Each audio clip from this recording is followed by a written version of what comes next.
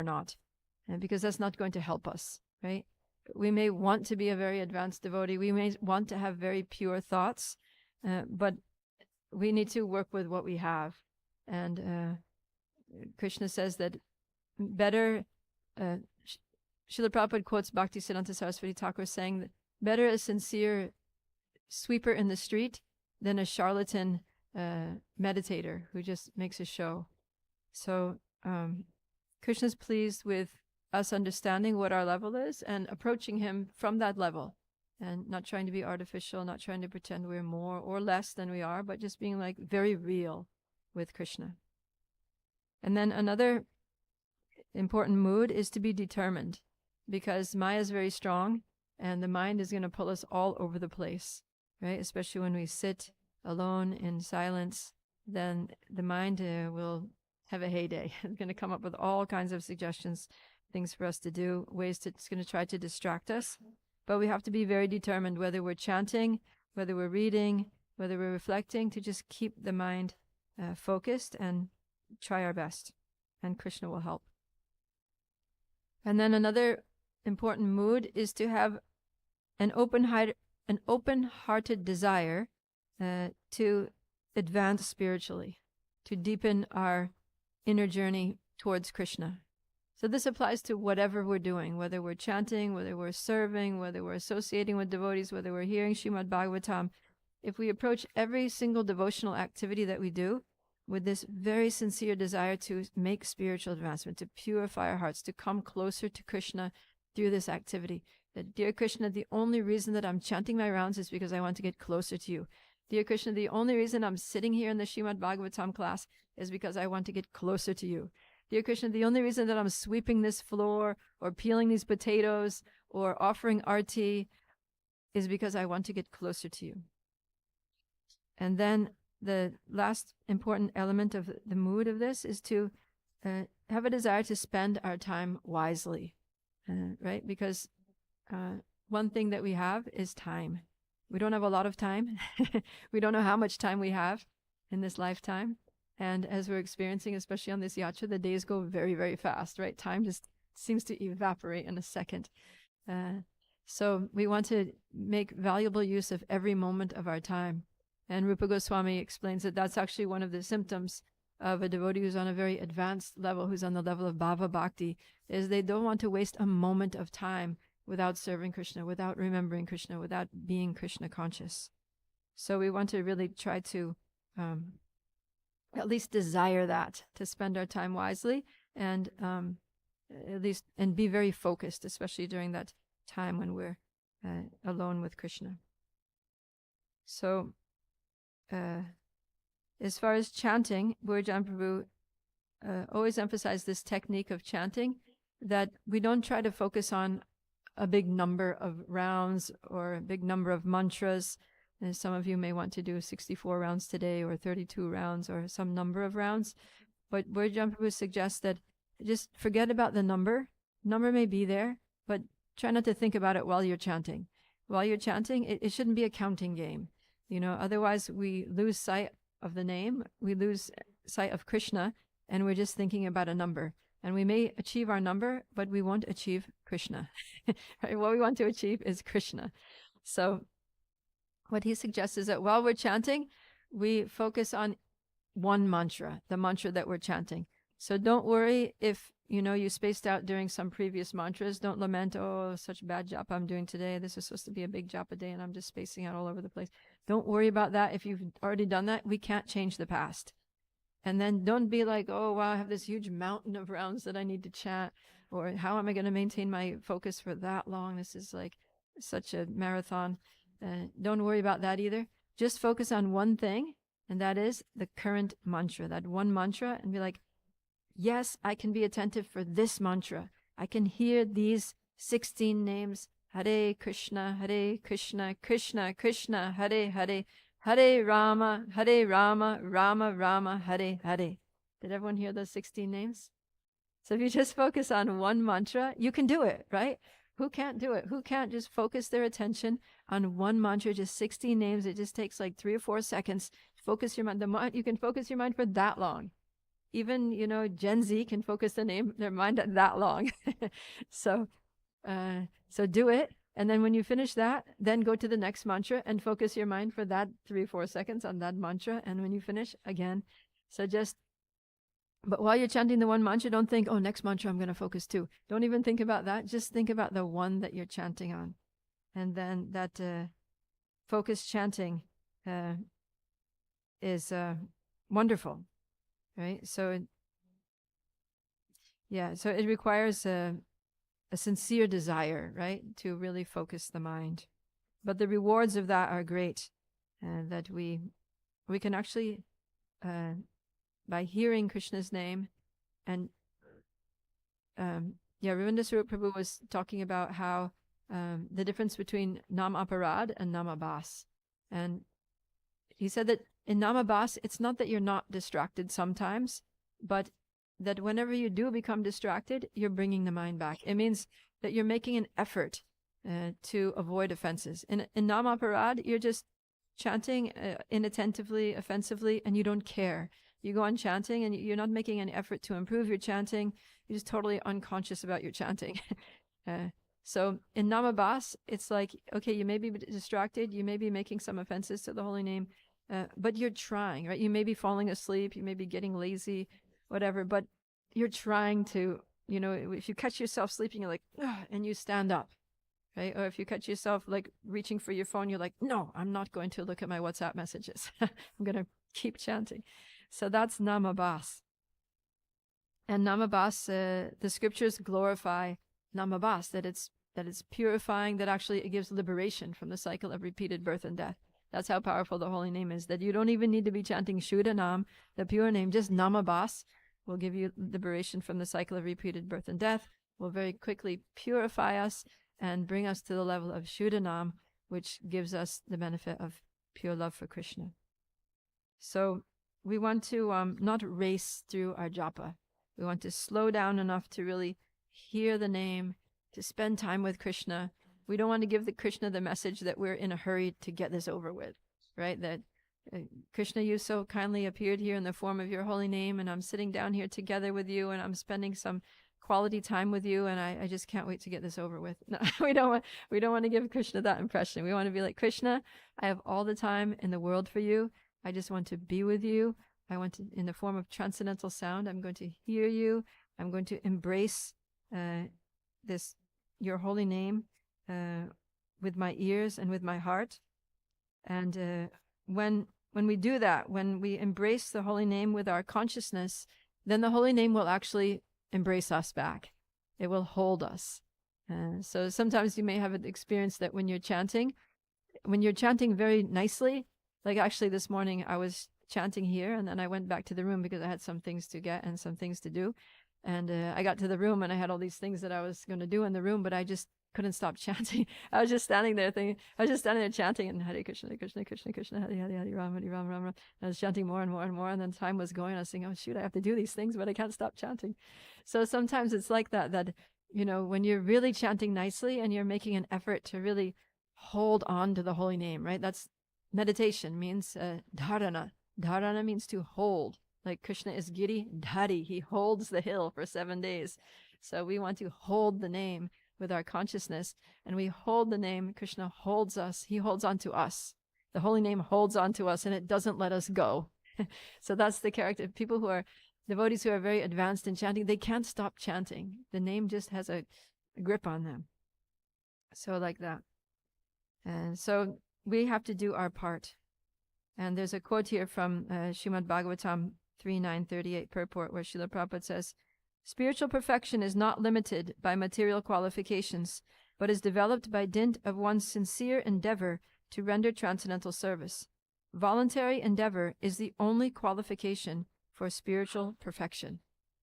What's the only qualification for spiritual perfection? Voluntary endeavoring. That means we just need to try. On our own, correctly use our free will to try to please Krishna, to try to chant attentively. So that's about japa. I want to also talk a little bit about reading, because another way that we can use our time during this morning session is by doing some what Bhujan Prabhu calls prayerful reading.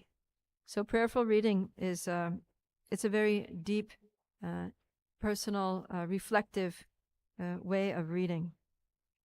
And the goal is less of an intellectual gathering of information, like that I want to learn something from the Srimad Bhagavatam or whatever it is that we're reading, but it's more an attempt to allow the Shastra to affect us, right? We want the Shastra to affect us. We want our hearts to be moved by the Shastra. We want to feel something.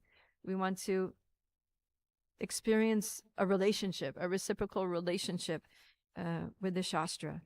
So it's more an attempt to gain association, right? Because when we're reading the Shastra, we're associating with the Acharyas. We're associating with Srila Prabhupada, who translated the Shastras into English, who wrote his Bhaktivedanta purports, and he based his Bhaktivedanta purports on the commentaries of other Acharyas like Vishwanath Chakravarti Thakur, Sanatan Goswami, Jiva Goswami, Sridhar Swami, all these Acharyas that we've been hearing about in our parikramas. So when we read Srimad Bhagavatam, we're associating with all of these powerful acharyas. And the more we are attentive to their presence in the form of their words, then the more they are going to be attentive to our endeavor to connect with them and receive guidance through their words. So, yeah. So this requires the right attitude. So, yeah, correct attitude is that we're really trying to we're trying to understand how Srila Prabhupada's books are non-different from Prabhupada. First of all, like Prabhupada actually said, he said, "I shall never die. I shall live forever in my books." So Srila Prabhupada is actually living in his books, and we can have a living connection with Srila Prabhupada through his books. And then, as we were just reading in the purport here to this verse 1344, that we can see Krishna in the page. Not only are we going to meet Srila Prabhupada and meet the Acharyas through Srila Prabhupada, but through our Acharyas we can also meet Krishna directly in the pages of Srimad Bhagavatam. So yeah, in the beginning of Bhagavatam, when the sages are asking that now that Krishna has departed for his own abode, where have religious principles gone for shelter? And Sutta Goswami replies this verse, that people can find Krishna. He's still available. He's still present in the Srimad Bhagavatam. And those who have lost their vision due to the dense darkness of this age can get light from that. So we want to really connect with Krishna, with the Acharyas, through prayerful reading. Yeah. So Bhujan Prabhu writes here, to help us truly realize the potency of Srila Prabhupada's books and therefore understand his stress on both reading and distributing them, and to help us increase our own devotion, we may honestly, humbly, and prayerfully seek instruction, association, and mercy each time we read Srimad Bhagavatam. Our attitude assists our receptivity. So you may have experienced that sometimes you're reading Bhagavatam and you have this huge realizations, you go really deep, like something really hits you there very strongly, like it touches your heart. And other times you read Bhagavatam and you're just like, all right, well, close the book and move on. Nothing really happens. So the difference is our attitude. He says attitude assists our receptivity. So we really need to have this honest, humble, that I'm here seeking guidance. I'm a lost soul. I'm a fallen soul in this material world, and I'm just fumbling about trying to understand the purpose of my life, the goal of my life, how to achieve that goal. And I really need help. I need the mercy. I need the guidance. I need instruction. I need association. And that's why I'm reading this Bhagavatam right now, because I believe that I can get all of those things right here. I can get the association of the Acharyas. I can get their guidance, their mercy, their instruction, their affection by approaching this book with this humble mood, humble devotional dependence on them. So technique for this is that before we open up the book, before we even open the book, we offer our obeisances. to our spiritual masters, to Srila Prabhupada, to the Acharyas, to Krishna. We can say a whole Mangala Charanam if you like, or you can just, in your own words and from your own heart, offer your obeisances and gratitude, and present yourself as a soul in need of association and guidance. And then when we start reading, it's not about finishing a certain section or reading a certain number of pages, but we want to read very slowly. You can read out loud, you can read silently, but just read very slowly and very thoughtfully. Even if you only read a single sentence, but you do so very thoughtfully, then that's a huge achievement, because we tend to do things mindlessly, right? And we want to be mindful, very mindful, put our minds on what we're reading. And then as you're reading, as soon as a word or a phrase or a sentence or an idea strikes you, that catches your attention, then just stop. Just stop right there and go back and read it again and think about it a little more and read it again and think about it a little more. And then you may want to make some notes, journal on it, just start free writing. Just like put your pen on the paper and just start writing and writing and writing, and don't pick up your pen, and just let whatever flows out of your heart and mind flow, and go back and read what you wrote, and you may be amazed like what came out. Like often, almost every time, I'm amazed what comes out when I do this. I'm like, wow, some very deep personal realizations and instructions from the Acharyas and from the Bhagavatam, from Krishna himself, can actually manifest right there on your paper without you even knowing it, through your own hand, the pen. So it's a very mystical, very powerful process, and it helps us to also assimilate what we're reading. So then you can go on reading and just kind of repeat that process until you're ready to move on to some other devotional activity like chanting. So in free writing, we should never think that I don't have anything to write, or I don't have anything to say. Jai. Krishna Balaram ki jai. Mataji ki jai. You should never think I don't have anything to write. Open the book. Don't even worry about it. Just start writing.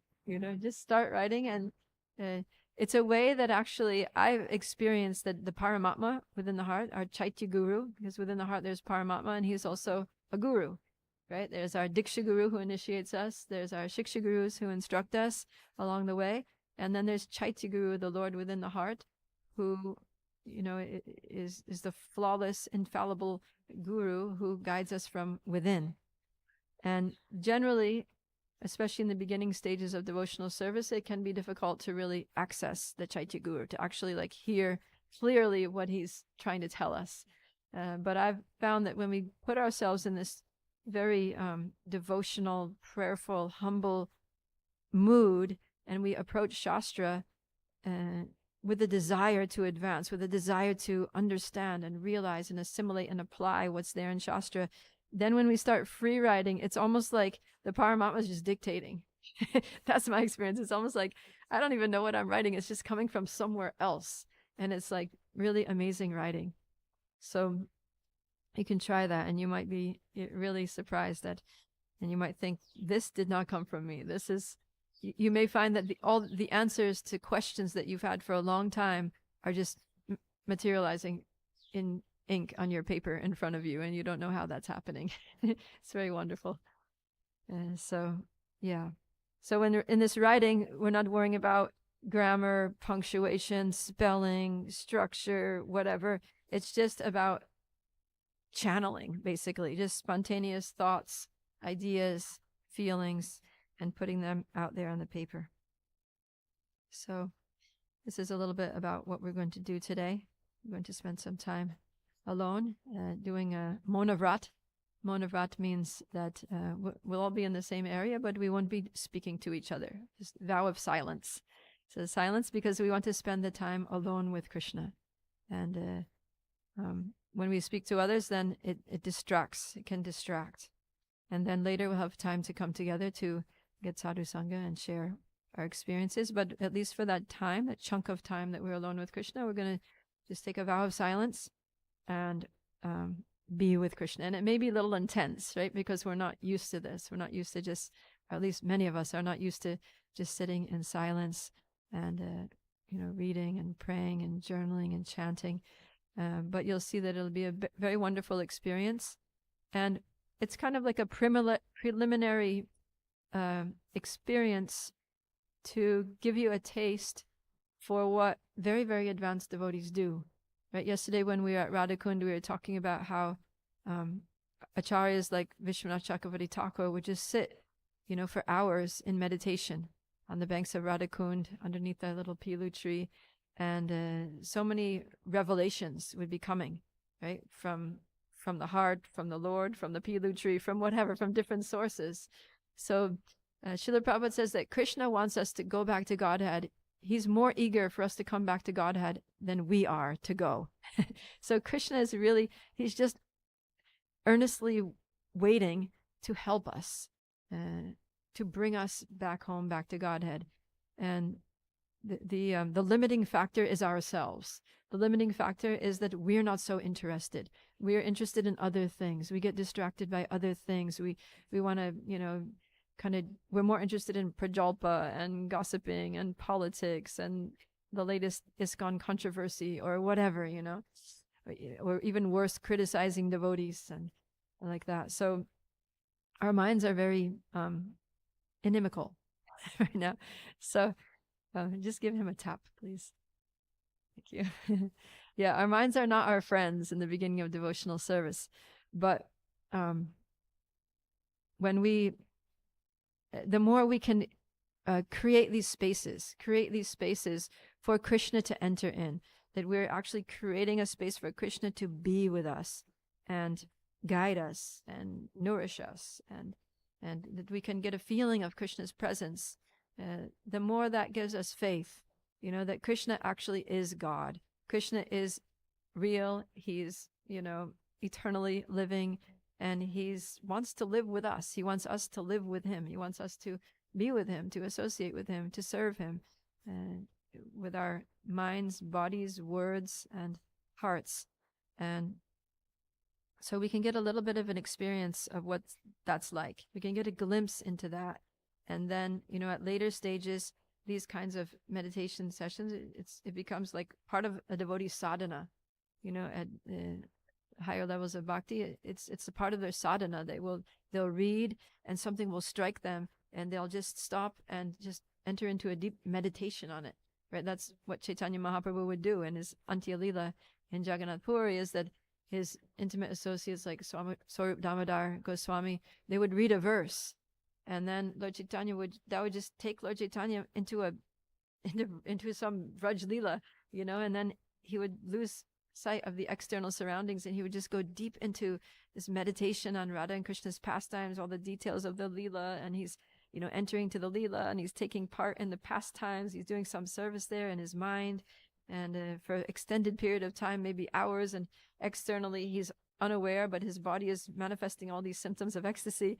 So this is like what we have to look forward to in bhakti, right? So, but for these things to happen, we need to be very strict and very sincere in our sadhana now. But we can already start to try to create these spaces where those kinds of meditations are maybe not that vivid or deep or clear, but just something related to our service, related to our lives, related to the struggles that we're currently going through. We can feel Krishna's presence there. And that will give us faith.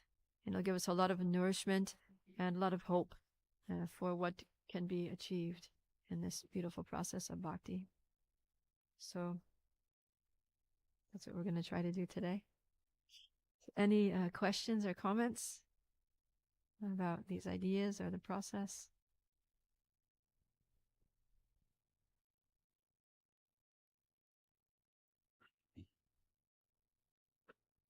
What if we find ourselves in a situation where we feel stuck or sleepy or uninspired? Somehow we can't connect and it's really difficult. What would you advise we do in that situation? Yeah. Just know that that's just the mind being stubborn, for one thing. So one thing, yeah. When Arjuna is saying in Bhagavad Gita that it's very difficult to control the mind because the mind is restless and turbulent and obstinate, Krishna says it's difficult. Yes, it's very difficult to control the mind, but it's possible through practice and detachment. So when we're in a rut, we feel like we're in a rut like that, we have to understand that I, as a soul, am not in a rut. I'm an eternal, blissful, servant of Krishna. I don't get in ruts. My mind gets in ruts. So what I have to do is I have to detach myself from my mind. That's what Krishna means when he says practice and detachment. So the mind is complaining, lamenting, anxious about things. Just be detached from all of that. That's not me. That's just my mind, and I'm not my mind, and I'm going to do something whether my mind likes it or not. And then another thing that I have for all of you is, and I got these from Burijan Prabhu. These are actually his. Is I have all these nice little prompts. So yeah, these are. So each one of these has some questions that you open it up, and it has some questions to help you with your reflections, things for you to think about and do introspection on. And so the idea is you read, and some of them are just questions. Some of them, many of them have quotes from Srila Prabhupada's books, from his verses and purports that you can read and try to really understand and reflect on. And then after this, then get out your note. After reading this and pausing to think about it a little bit, then get out your notebook and pen and start just writing down some thoughts. Just start free writing on these topics. So yeah, that's what these are for, because it can be easy to just be like, oh my God, there's still another hour and a half left and I don't know what to do with myself. Right? So these are very helpful. Yeah. Is that good? All right. Anything else, Chris?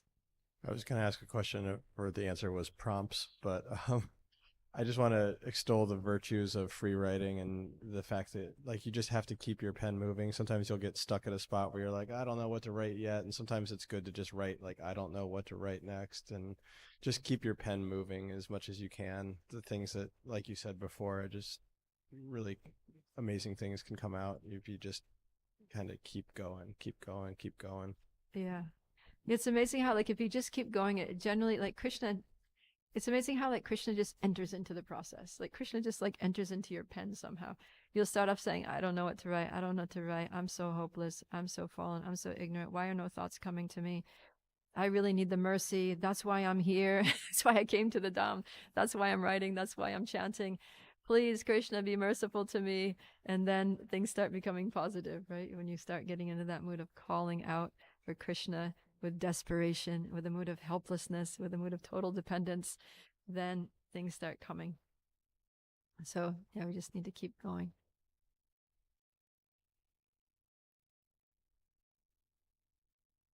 What do you think, Bruce?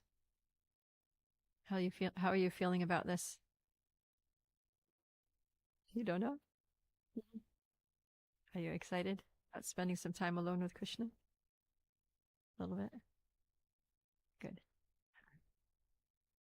So yeah, this will be new for some of you. Some of us have done it because anyone who takes part in the retreats over at Govardhan with Burijan Prabhu and Sachinanda Swami, this is always like a big part of those retreats. Now it's like every day almost. So, but those of you who haven't done this before, this will be a new experience, and yeah, it'll be really nice. You just have to open your heart and be like, all right, Krishna, I'm spending this time with you. And yeah, Krishna has a plan. Krishna has some jewels to give to each one of us, and they'll be different according to what we need. Right? Krishna knows each one of us as individuals. He knows what we need right now, and he knows in what form to deliver it. So we just need to be open, right? We're not trying to achieve something, but it's not about achieving, it's about receiving, right? We want to receive the mercy, receive the blessings of the Lord and the Acharyas, receive some realizations, right? Some guidance. And the more we're open to it, the more we will actually receive. Definitely going to get something. Okay, and then after we can share those jewels a little bit with each other. Anything else? Esther, any thoughts?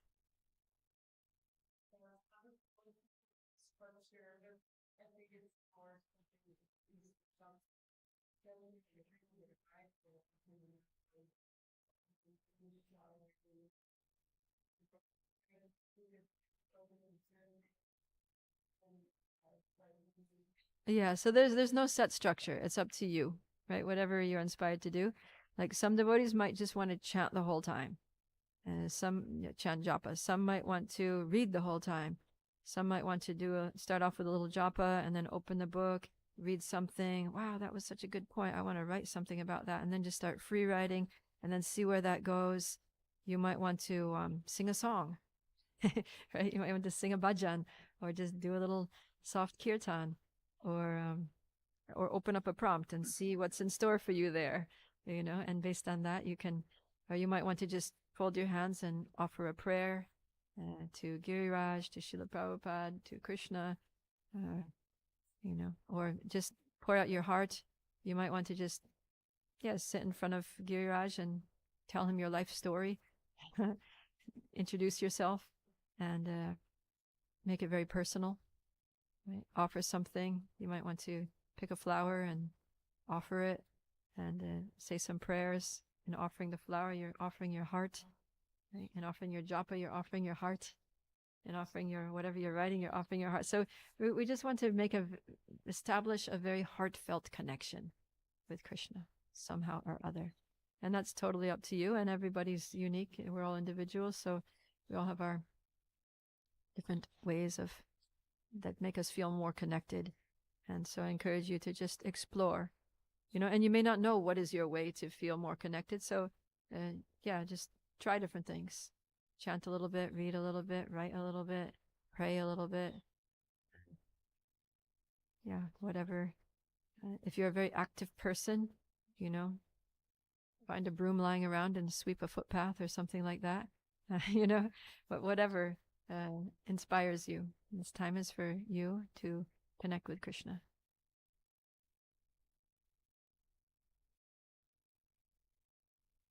Okay. Jagadish, any thoughts?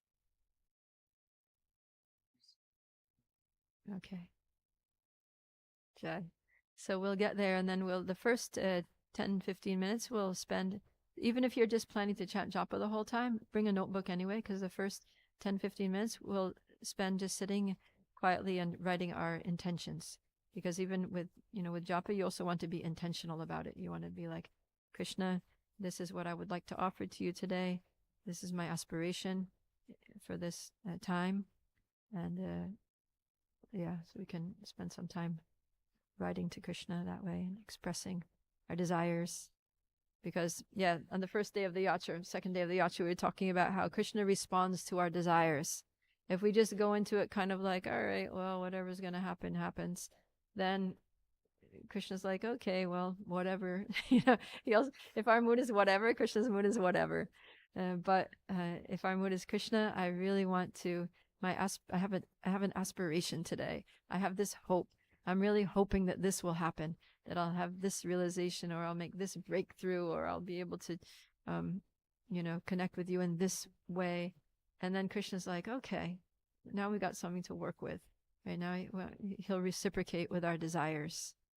That's the thing. So we should really express our desires and be very clear about our hopes and aspirations, and then see how Krishna is going to respond.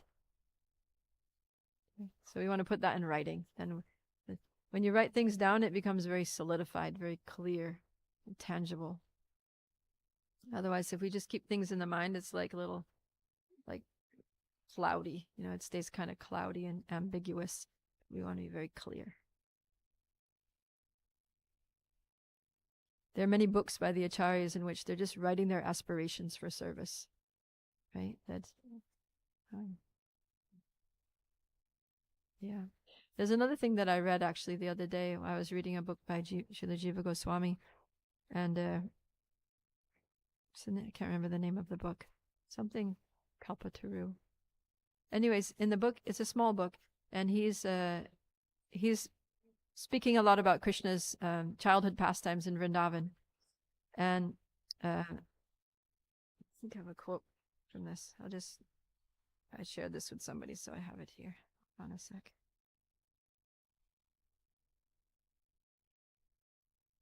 It's very beautiful.